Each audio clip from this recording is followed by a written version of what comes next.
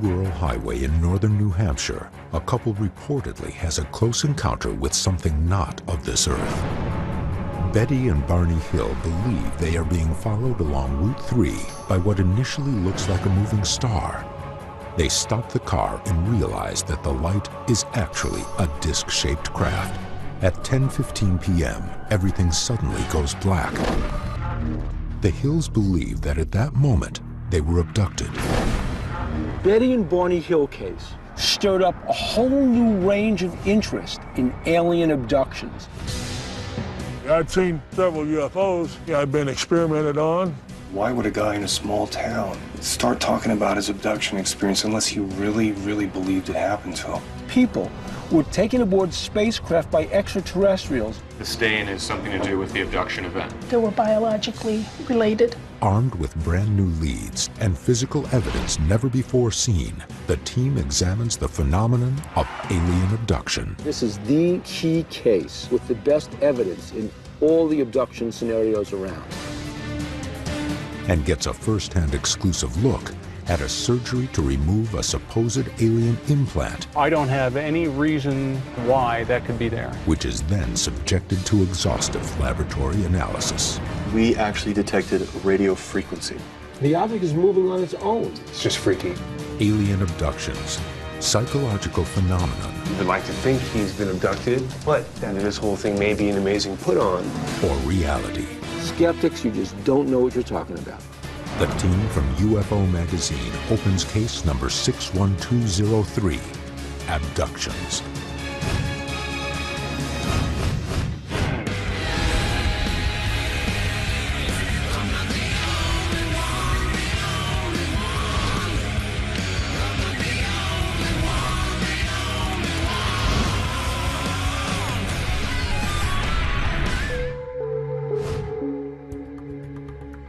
Why is it that people think of that image whenever they hear the word aliens? You know, the big eyes and the big head.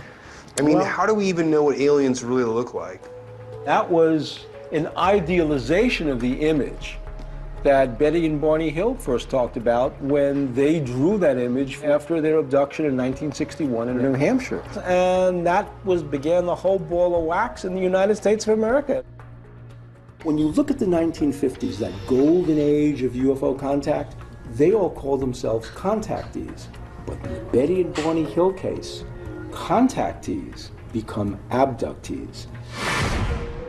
September 19th, 1961. Betty and Barney Hill are returning from a vacation in Canada, driving south on Route 3 near Franconia Notch, New Hampshire. I kept driving and driving and driving. As they recount, around midnight, an abnormally bright star catches their eye. The Hills are puzzled at first. Saw it as it swung around to the rear of my car. And then became terrified. It is there, it's right above us, Betty. Look. They realize the light in the sky seems to be following them. I was hurrying to get away. What they first believed to be nothing more than a bright star becomes to Barney's eyes a hovering craft 80 feet wide with a double row of windows. And I made a turn.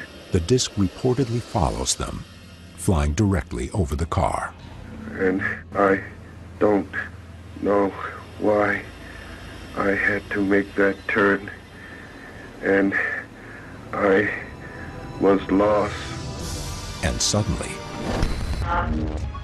all the Hills remember next is continuing their drive south on Route 3.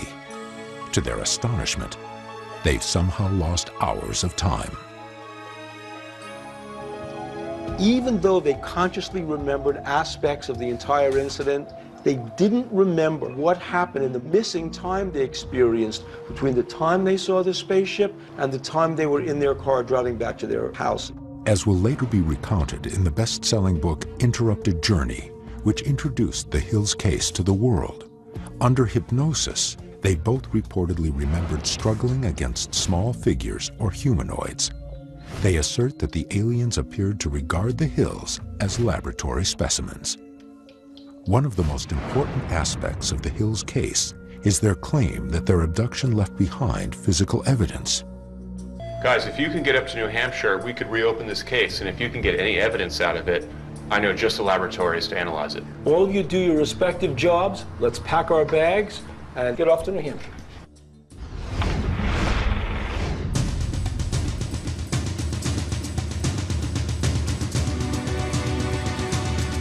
The team is in northern New Hampshire to trace the route the Hills took that night.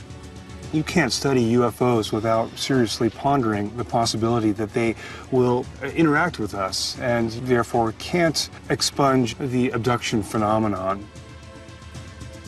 We're going to meet Kathy Marden, who was Betty's niece, who was alive at the time of the abduction, and she was actually a witness to what happened to Betty and Barney Hill that night.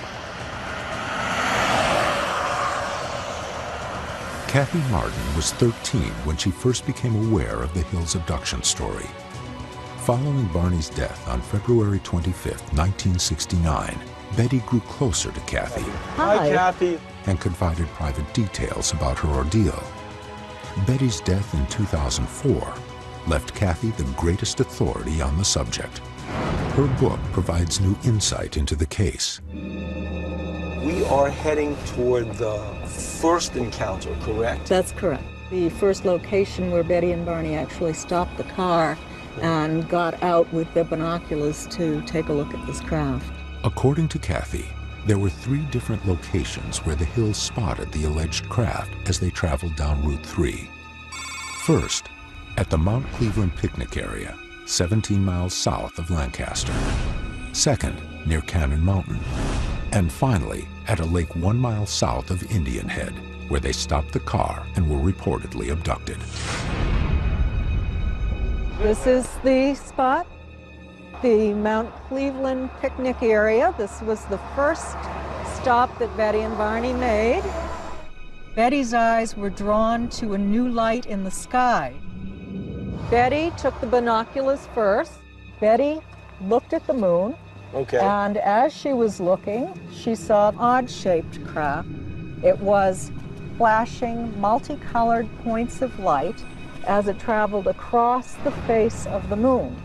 It just immediately swooped down, and no sound. That was the perplexing thing.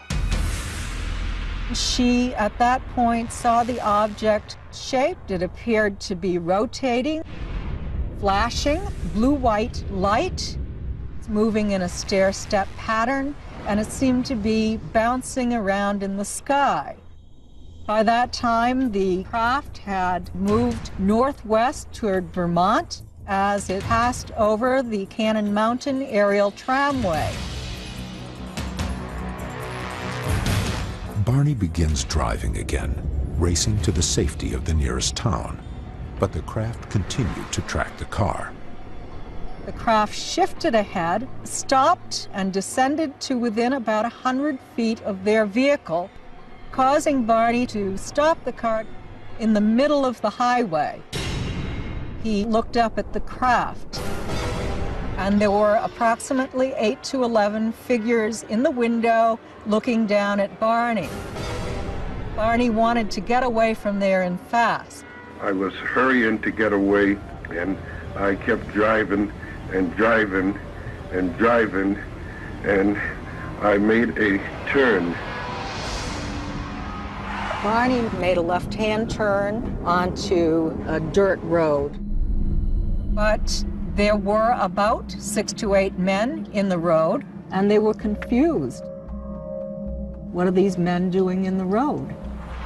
They really had no idea until the men divided into 2 groups and started to approach the car that they weren't human.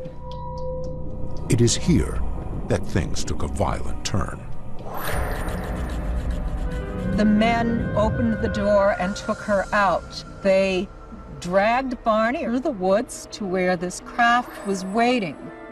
The Hills' alleged abduction site was nothing but open countryside and forest in 1961. This was the key moment in which they seem to have crossed from frightened travelers along a dark road at night to actual abductees and subjects of creatures from another planet.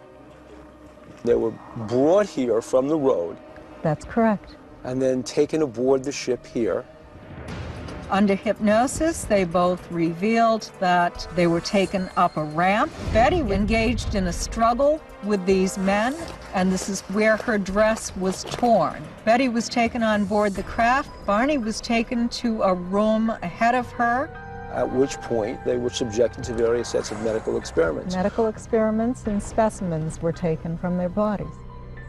According to her account, Betty asked the alien entity where it came from and was shown a three-dimensional map of stars connected by a variety of lines. Incredibly, during a hypnosis session over 6 months later, Betty was able to accurately recreate this star map.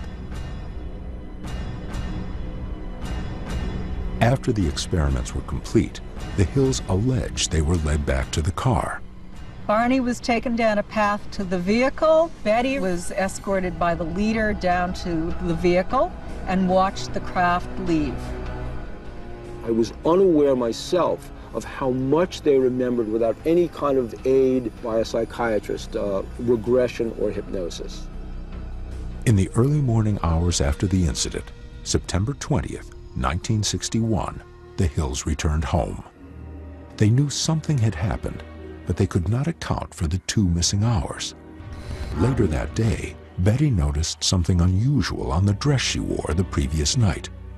An unknown pink powder coated the dress, even though she had no memory yet of being abducted and no recollection of coming in contact with the pink powder.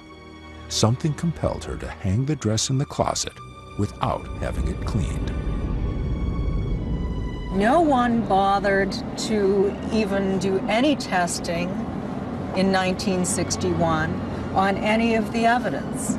Nobody took a look at Betty's dress in 1961, that dress that was torn at the zipper. Now this case, as opposed to almost all other abduction cases, actually has some physical evidence that we can look at. Will analysis of the mysterious pink powder that coated Betty Hill's dress prove conclusively that the Hills were abducted by an alien craft? This is the seminal key case with the best evidence in all the abduction scenarios around. The team analyzes a 4-inch by 2-inch sample of the dress to see if traces of pink powder remain. Skeptics, you just don't know what you're talking about. The Hills abduction entered popular culture first through the 1966 book, Interrupted Journey. The book became a bestseller when Look magazine serialized the story in its October 4th and 18th issues that same year. As he stared downward, he seemed very impersonal, and I suddenly felt like a tiny bug waiting to be snatched, like I was some sort of specimen, and it was the eeriest feeling. In 1975, the book was made into The UFO Incident, a television movie starring James Earl Jones. Coming closer. It is not. It is not coming closer. Just way up there. Betty, what are you trying to make me believe? What are our criteria for alien abduction? According to the people who study this, the abductee has to be taken against his or her will.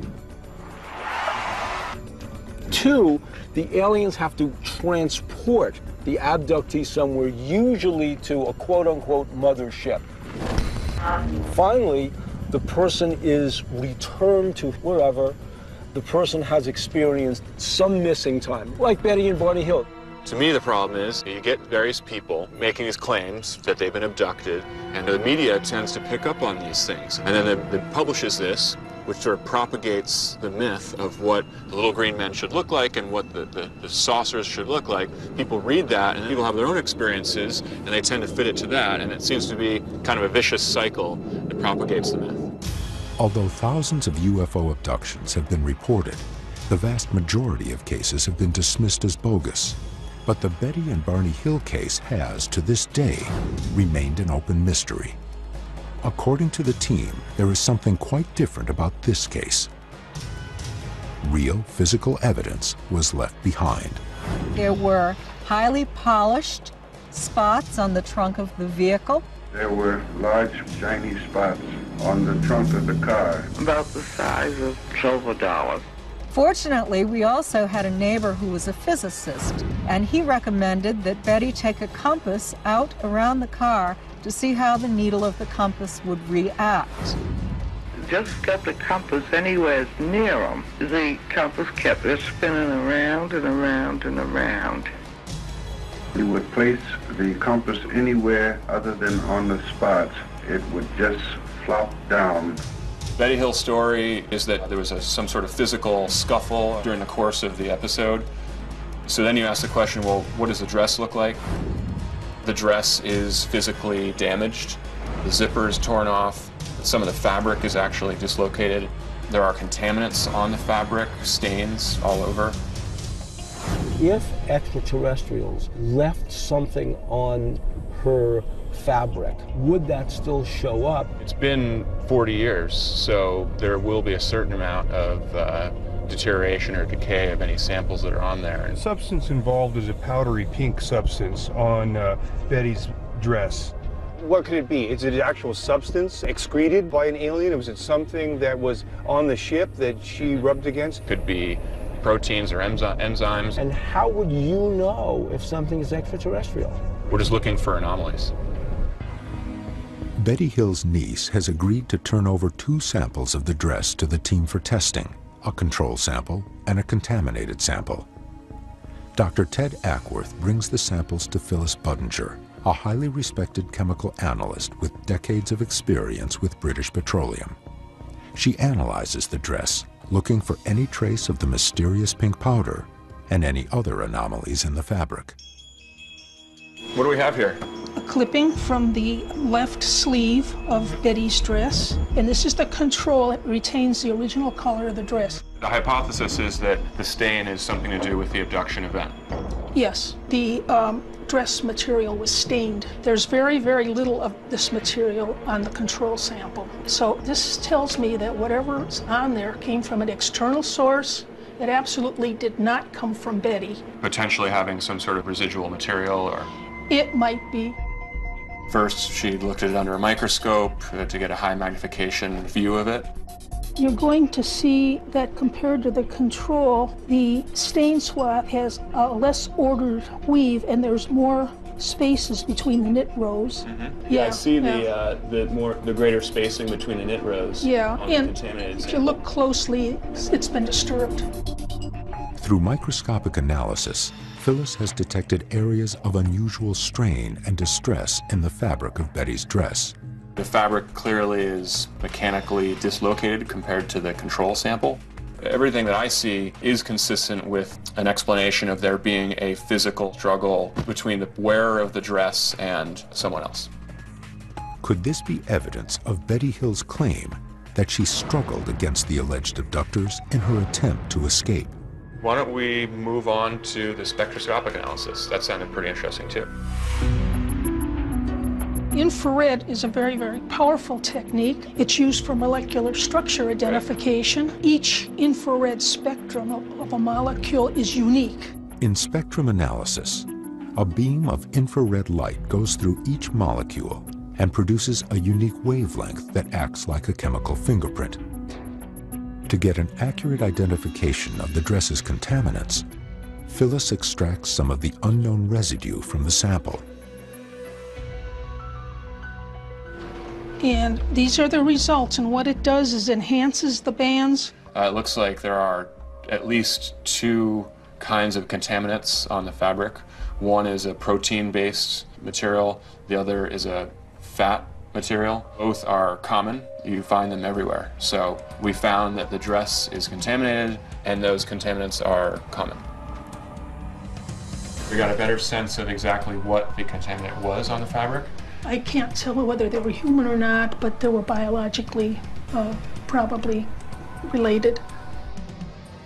The physical evidence is consistent with the story, but it does not say that something or someone else was an alien or a human or anything else. So it's inconclusive. But there's one final twist to the Betty and Barney Hill case. one that to this day remains unexplained. What about the star map that Betty Hill drew? When she was regressed, she drew a star map of where the alien on the spacecraft told her they were from. In fact, he actually showed her a diagram in space of where they were from. Marjorie Fish, 8 years later, was able to show that there were stars in that Zeta Reticuli system, that twin star system that Betty said existed. Zeta Reticuli is a star system centered around two main stars approximately 39 light-years away from Earth. Astronomers did not map this system until 1972. While Betty Hill's star map from the late 60s closely matched the newly mapped star cluster, Betty's diagram showed 3 stars too many. The map didn't even match. But in 1972, when we had the technology to see that sector of space, what did we find out? The exact same 3 stars that Betty Hill said were there, and it became an exact match. Really? How could Betty Hill have identified the exact location of that star system and the exact configuration of those stars? She identified it, she drew it, she diagrammed it before we even had the technology. Since Betty Hill reported being abducted and subjected to an invasive medical examination, thousands more have reported undergoing the same ordeal. But a new twist to the abduction phenomenon has been uncovered in recent years. Abductees around the world have been discovering alien devices implanted in their bodies. This may be actual video of an alien implant inside a human body. The object is moving on its own. It's just freaky. Disturbing and invasive medical procedures have always been associated with reports of alien abduction. But in recent years, dozens of abductees have come forward with something else. They have told UFO researchers that their abduction memories have been followed by the discovery of unknown objects embedded in their flesh. The team interviews Tim Cullen of Yuma, Colorado. Colorado has long been a hotbed of UFO activity, according to researchers. On August 27, 1995, 21 witnesses in 13 locations around central Colorado reportedly see a massive cigar-shaped object performing incredible maneuvers. These sightings continue over the next 48 hours. Making it one of the most important mass sightings in recent U.S. history. One witness actually captured this object on tape. Thank you. Tim has had several close sightings of a UFO and subsequently discovered a strange object implanted in his body. It began in May of 1978. I was coming home from Denver with my wife, and we were coming up Highway 59, and a UFO came down in front of us on the road. It was about 100 foot long, 20 foot wide, 10 foot high. Tim spotted the object on Highway 59, 12 miles outside of Yuma. The craft moved out here into this pasture, and I think it landed approximately out here in this area right here. And all of a sudden, just 2 lights come on, one right above the other, real bright. It seemed like we sat there 4 or 5 minutes. And turned back to my wife and said, well, we might as well go to town. And 4 years later, I found this piece of metal in my arm. There is no wound that would mark a point of entry, and Cullen had MRI scans prior to the UFO sighting, which proved that there was no metal in his arm at that time. So here it is. Here's the object. Looks like a couple of inches up from your wrist. The team consults with Dr. Roger Lear, a California-based surgeon. Dr. Lear has facilitated the removal of over a dozen objects from individuals who claim they had alien implants. Most of those alleged implants were never tested. Of those that were, all were found to be either of earthly origin or the tests were inconclusive. Is there any way this could be just a biological secretion of some sort, some deposit, a fatty Absolutely deposit? not, because the metals that are in this object are not secreted by the body. They're all foreign to the body. And you would say that if an object that size entered externally, there'd be a discernible entry wound. There's going to be some portal of entry, And we looked at his arm. There was no scar whatsoever. Yeah. Okay. Well, what I think is I'm getting a professional opinion of a medical doctor who's telling me that this is an anomalous object and that he's had 3 labs look at it, and all 3 of the labs said that this is a very unusual object. My main concern is that this is just a piece of metal that somehow got into Jim's body. Further, the object triggered no rejection or inflammatory reaction in Tim's body. In fact, upon removal, it was discovered that Tim's body had surrounded the implant with a large bundle of nerves, a highly anomalous reaction in response to the presence of foreign material. So you say there was tissue around this thing. Can we see the video? Sure. The object also displayed abnormal behaviors during its surgical removal. The entire event was caught on tape. This is the video of the operation. Look at the size of that pad, you see? Object. Yeah, there it is. here it Now is. look how it's moving away. See, there's your proof. Pat, you see that? The object is moving on its own. The tool isn't pushing look at it. It's moving inside Tim's arm. I can't be 100% convinced until we get a super close-up of this thing and there's just something completely bizarre in there that will blow me away and make me say, you know, this is an alien object. We don't know what it is, so we'll see. We can see it moving around on the screen. I'm not actually. Now I paused it. You see, it's not actually touching it, right? It's away. So let's play it again. Okay. You see that it jumped again? It jumped again. It's jumping. Look how it's moving away. Hey, are you rolling now? Look. That's interesting. Look but at that. He's trying to. Well, that's pretty bizarre. It's moving on its own. What's making it move? It certainly isn't being touched by the hemostat. It's certainly being touched by anything else. There's no fluid there. You can't see anything fluid in the arm. It's simply moving through the tissue under its own power. I mean, I don't know what to think. I don't know what to think. If it's not fluid, then this thing is moving around by itself. Then I don't know what to think. It's just freaky. While the team finds Tim Cullen's evidence to be remarkable, there are even more recent and troubling cases of implants left behind after possible alien abductions. December 11th, 2007. A 49-year-old Pennsylvania man, Jeff Harvey, contacts the team. You know what? Let's get back to the office. Come on. In 2001, he became seriously ill with what was diagnosed as heavy metal poisoning. Hop in. The cause of the poisoning was never determined. At the same time, he discovered something strange buried in his upper thigh. When did you first realize you had an object or something inside you?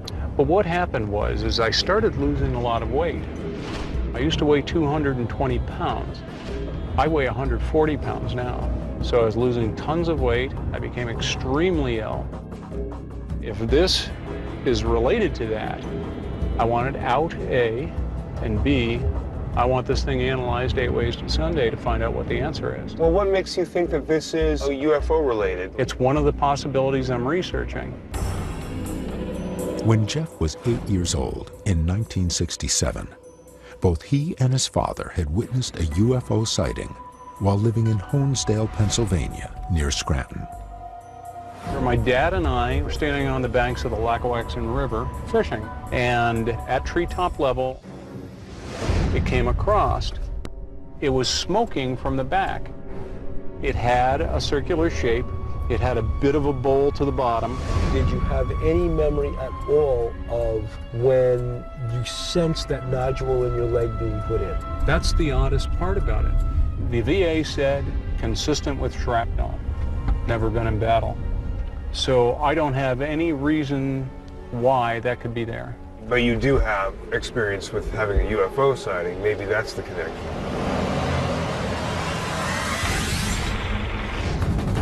When the team has the alleged implant surgically removed and analyzed, to their surprise, we actually detected radio frequency.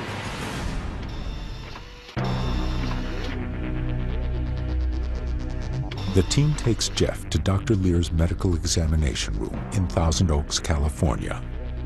for pre-surgery testing on the alleged alien implant. Look for some radioactivity, electromagnetic fields, and things of that nature. So come on right on in. Very good.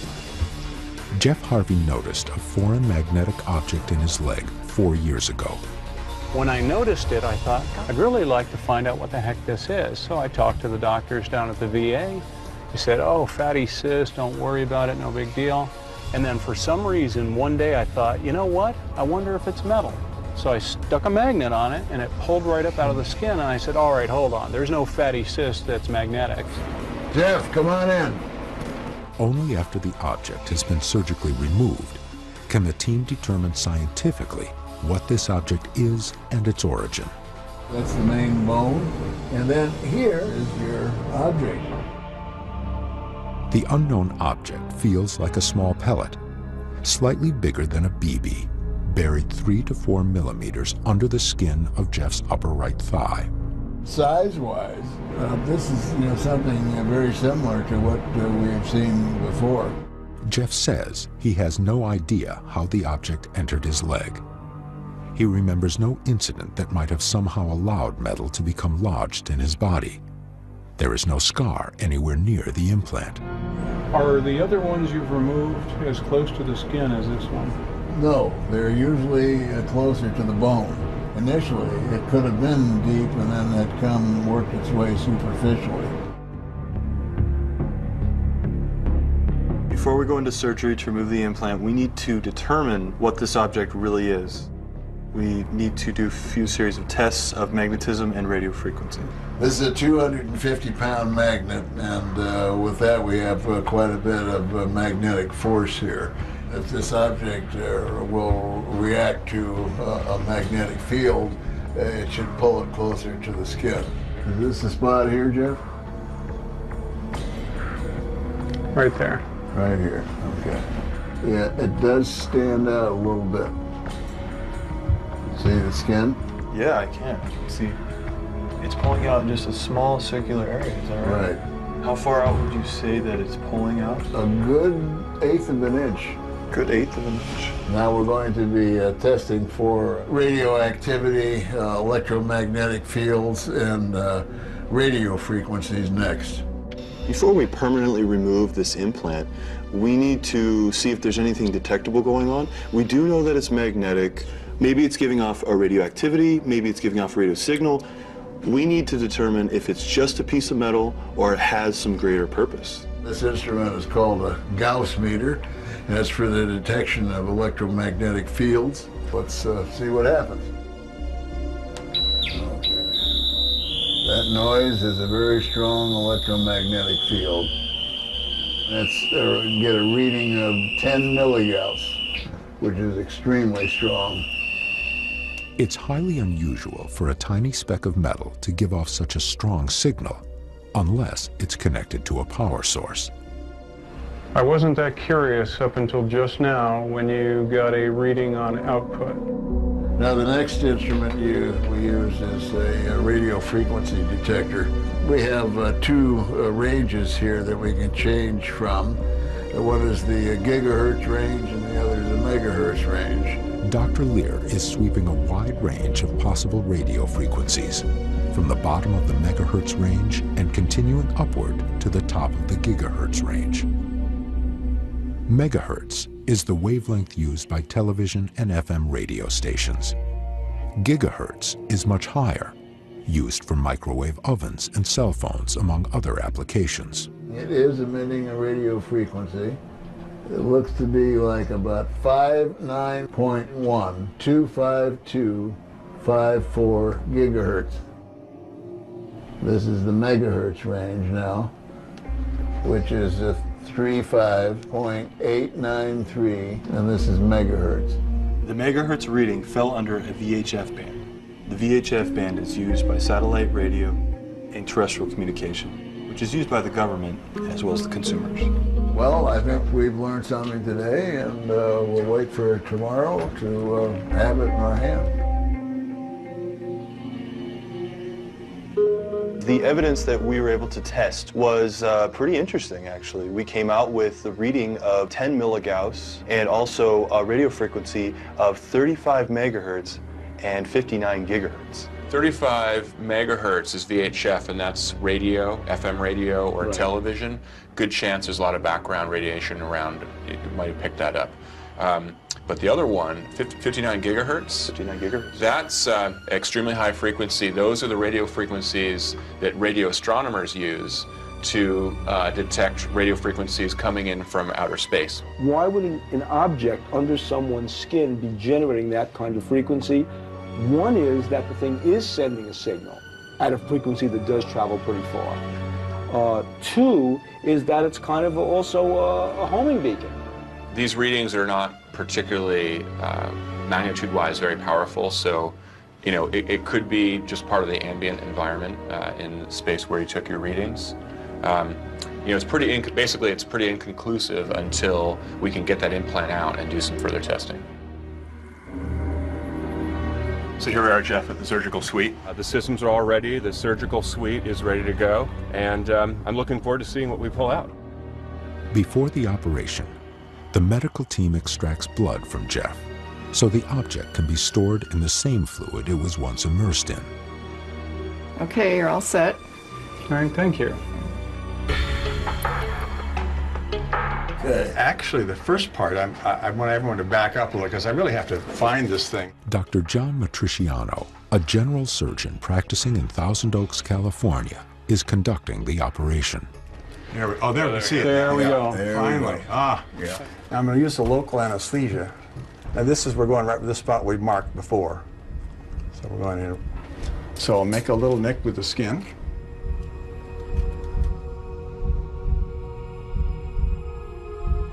So I can't feel this, so I am going to rely a little bit on the x-ray. So we'll back off a little bit.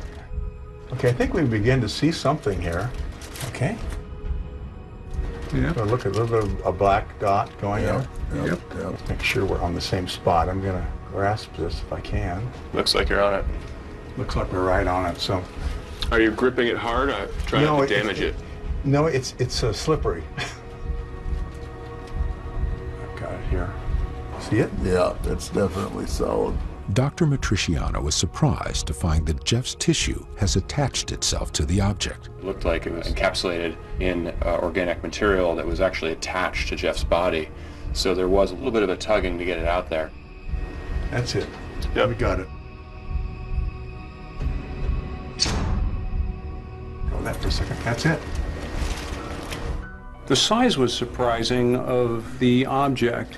It appeared more flat and roundish, and I was really surprised that something of that size was generating a signal outside of my body. So it's in the serum. Okay. I'm just curious to see what happens, like many are, now that it's out, what changes. Yeah, the next step with this will be to get it to the lab to begin running our tests on it.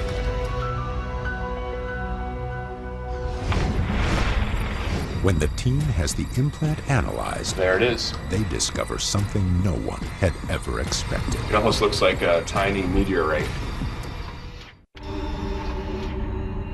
Thank you, Roger. After successfully removing an alleged alien implant from the leg of Jeff Harvey, the team conducts tests to determine if it still emits an unusual radio frequency as it did before.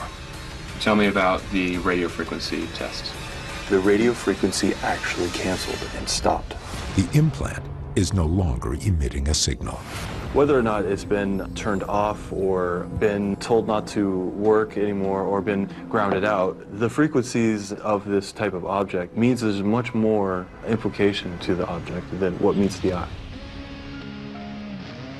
Hey, Richard. I brought the sample that we discussed. You want to show us the optical microscope? Sure. The next step is to analyze the object itself. Is it something that can be identified, or is it an anomalous object? The team takes the sample to Richard Mattson of SEAL Labs in El Segundo, California. With 36 years' experience, the company is one of the leading independent analysis laboratories in the country. In order to take a scientific approach to this, we have to see actually what this thing is, submit it for metallurgical and biological testing, and see if we do have anything here. The sample is pretty small. It's only about 1 to 2 millimeters across. And what are you looking for at this point in time? The geometry, the shape, the color, the surface features, surface texture. Just it's a good place to start. So it's irregular in shape. It looks like it's black and brown in color. It almost looks like a tiny meteorite. Any fracture lines or? No. Doesn't look man-made or manufactured. Under the optical microscope at 40x magnification, we got a great sense of what it looks like.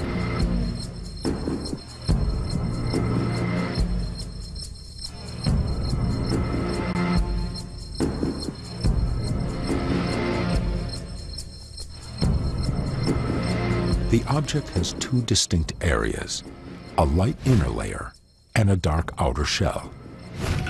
I do look at the outside surface, and it did appear to be blackened or charred, if you want to say. You could be looking at rust. Yeah, it's true. Oxidation. Yeah. But a closer look reveals a third area, an unusual protrusion on the object. It appears to be something that's dried, gel-like. That we're calling the fin, because it kind of looks like a fin coming off the side. And I'm very curious to know, what's this made of? So this is a scanning electron microscope. Right here we have an electron source, which shoots electrons down vertically at the sample. We can scan the sample in X and Y. We can get X-ray diffraction, which will give us the information about the elements that are in the sample. It's a nice piece of equipment. Yeah, it is. There it is. Can we get the X-ray off of this sort of fin-like material? Sure. I think we see here that it's not actually a material that's protruding from within the sample. It's actually something attached. Right. The spectra of that material, it's organic. So for some reason here, we've got a piece of the human body that's attached itself to the exterior surface of the sample. So this is really interesting because the human body has two kinds of reactions to a foreign object. One was the more extreme case where it would encapsulate it in pus and transport it out. And the second one was where it would just encase it and have a minor inflammatory reaction. It seems here that some material from the human body has actually attached itself to the sample, which to me doesn't seem like either of those cases that Dr. Lear described. Usually it would reject it, but in this case it's actually embracing it. Yeah, it's attached itself. Very interesting. Does it look like it's attached to the sample in any unusual way? To me, it doesn't. The team continues to analyze the object for other anomalies. We're getting a good sense here of what the elements are within this edge. I see iron, oxygen, and carbon, and then sulfur. As you can see, the highest peak is carbon. The carbon and the oxygen he thought were contaminants. All of these would be found in body fluids, for example. But if we remove those, we're left with iron. So it looks like it's probably iron. Right. So we've just panned over to a third area of the sample, right? Where we thought it had that black coloration. There are our peaks. Wow. They're coming up very similar. So the phosphorus is, there's more phosphorus in this area. For now, I'm really not seeing anything too unusual. Basically, we have a small piece, about 1 to 2 millimeters in diameter, made of iron. In fact, it is medically possible for foreign objects to migrate inside the body and emerge at points far from where they entered, sometimes years later. My job as a scientist is just to look at the data and see if there's anything unusual, and in this case, there really isn't anything yet that has surprised us. My job is to rain on their parade, and I'm afraid I'm going to have to do that again. Ted believes this implant is an iron pellet and that its emergence is a natural occurrence.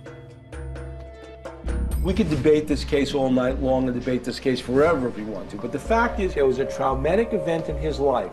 You took it to the lab, you ran your tests, and we found out that at least one test was very, very strange, that there was actual human tissue, protein, growing from within a fracture in the object itself. You know, I know it was pretty exciting to have an opportunity to surgically remove what we thought might be some sort of foreign object or alien implant. As far as I can tell, after all of our scientific tests of it, it just looks like simply a small fragment of oxidized iron. What about the tissue growing out of the metal? We just don't have that technology here on Earth, so therefore I say this is beyond our technology. It's quite possibly alien. We've taken technology and applied it to ufology. Rarely is that done in this field.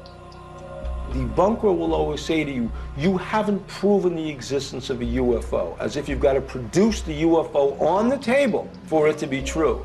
But on the other hand, the ufologist will say, well, you haven't disproven the UFO. Show me something that says this is anything but a UFO. And you know what? We have not found one thing to disprove that there's an extraterrestrial presence affecting us on planet Earth, interfering with our lives, and traveling through our skies.